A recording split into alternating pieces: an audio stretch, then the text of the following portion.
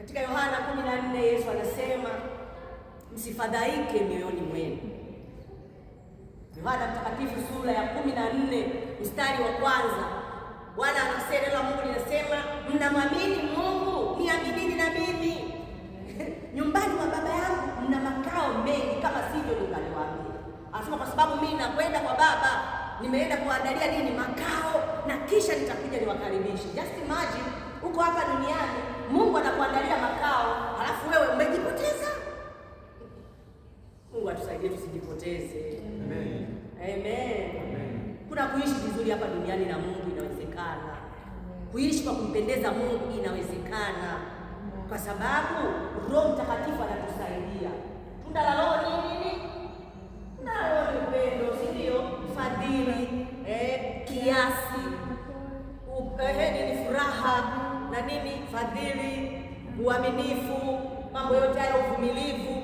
Kama Roho Mtakatifu yuko ndani yetu, anaweza kutusaidia hivyo vitu, kuhusiana na hivyo vitu.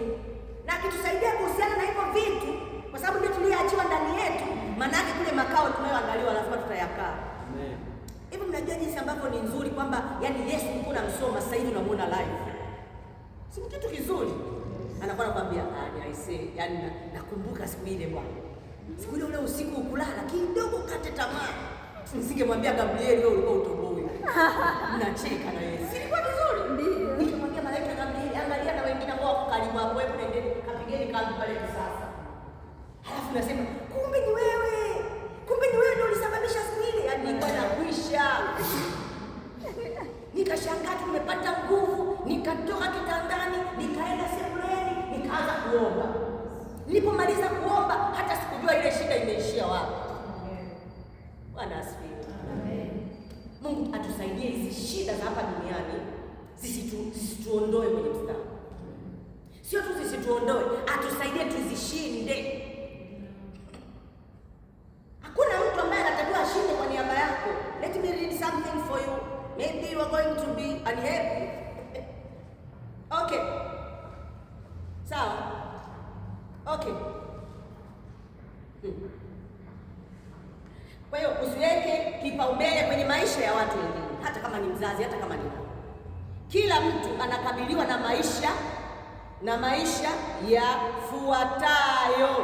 Maisha yake binafsi, si ndio? Nimeshasema wewe mwenyewe lazima uyawe, lakini maisha yako binafsi katika kumpendeza Mungu, maisha yako binafsi katika kufanya kupasayo kwa watu wengine. Hivyo vitu vyote tuwezi kukwepa, tuwezi kujipoteza sana. Kwa hiyo kuishi maisha, tumesema kabili maisha yako. Sasa kuishi maisha uliokusudiwa hapa duniani ni muhimu sana.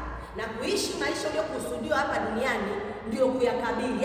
Yaani kujitahidi kuwa kwenye mstari ili uishi maisha jinsi ambavyo Mungu alikusudia. Sasa ili uishi maisha uliokusudiwa kuishi na Mungu hapa duniani, kuna vitu vingi sana ambavyo unatakiwa kuvielewa au kuvizingatia. Hapa leo tutaangalia vitu vitatu, nafikiri kwa haraka sana, hata tukimaliza kimoja ni sawa tu. Kitu cha kwanza ambacho kinaweza kukusaidia kukabili maisha yako, Bwana asifiwe, sio tu kuyakabili, lakini hatimaye uweze kuishi kama ulivyokusudiwa na Mungu hapa duniani. Nani anafahamu tumekusudiwa kuishije hapa duniani? Amen. Na tufanye kwa mfano wetu. Mwanzo sura ya ngapi? Sura ya 1 mstari wa 26.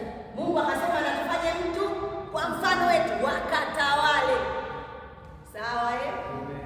Hiyo ni moja wapo ya kusudi muhimu kabisa la hapa duniani. Okay. Kwa hiyo sasa ili kuishi maisha uliyokusudiwa, sahau ya nyuma. Amen.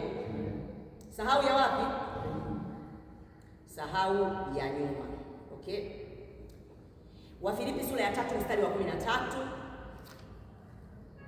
Wafilipi sura ya 3 mstari wa 13, neno la Bwana linasema, ndugu, sijidhani nafsi yangu kwamba nimekwisha kushika, ila natenda neno moja tu, nikiyasahau yaliyo nyuma, nikiyachuchumilia yaliyo mbele.